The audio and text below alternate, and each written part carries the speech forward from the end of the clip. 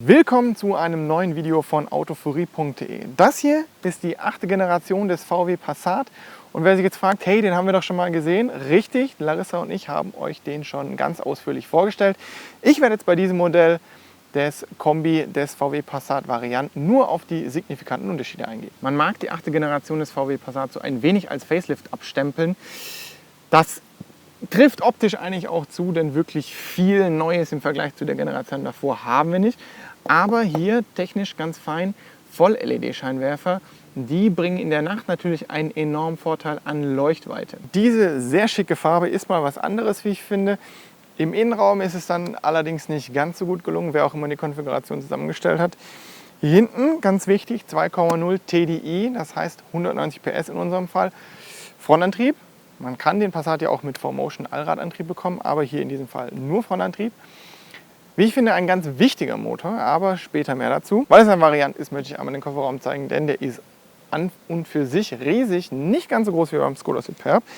Aber wir haben hier auch diese schöne Technik, dass er über einen Fußwink aufgeht und dann hinten ordentlich Platz zum Reinladen. Die Ladekante ist angenehm tief. Wir haben hier diverse Möglichkeiten, einfach die Sitze umzukippen. Ich hatte es schon erwähnt, die Außenfarbe ist sehr, sehr schick. Hier innen ist es allerdings nicht so schick. Wir haben hier beige Sitze, die ich euch von vornherein nicht empfehlen kann, egal bei welchem Auto, denn die sind sehr schmutzanfällig.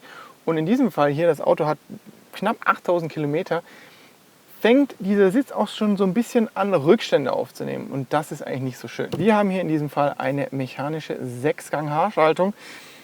Kann ich auch wieder direkt was mit auf den Weg geben.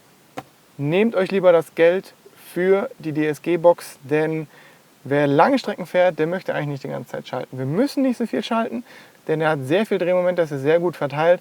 Allerdings, man fährt ja hin und wieder auch mal durch die Stadt. An sich der Innenraum ist sehr übersichtlich, sehr groß gestaltet. Wir haben diverse Annehmlichkeiten, wie etwa eine Lenkradheizung oder die, lassen wir es mal mit dem Bezug dahingestellt, die Ergo-Komfortsitze, die sind in der Grundausstattung schon mal etwas länger, was Leute mit langen Beinen so ein bisschen bevorzugt behandelt. Mit diesen Ergo-Komfortsitzen gibt es auch eine kleine Druckpunktmassage über diverse Luftkissen. Die ist ganz angenehm, aber ganz ehrlich, den Aufpreis kann man sich eigentlich sparen, es sei denn, man verbringt wirklich den Hauptteil seiner Arbeitszeit im Auto. Die Ergo-Komfortsitze betten, wie schon erwähnt, sehr gemütlich und sehr einladend für längere Fahrten.